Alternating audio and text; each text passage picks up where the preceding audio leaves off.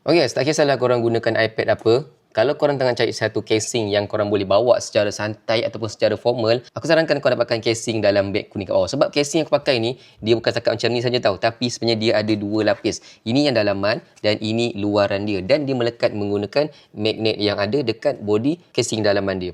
Casing luaran ni kita letakkan sahaja dan dia melekat elok cantik. Penutup dia ni kalau kita tutupkan, dia akan auto lock, dan juga ada satu lagi clip kat sini yang kita boleh lockkan lagi untuk bagi kuat.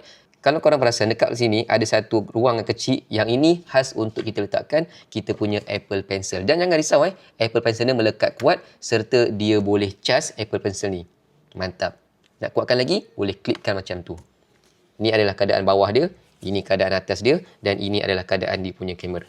Penutup dia ni pun kita boleh jadikan dia sebagai stand untuk kita berdirikan iPad kita. Selain daripada boleh berdiri melintang macam ni, kita juga boleh berdirikan dia dengan cara menegak.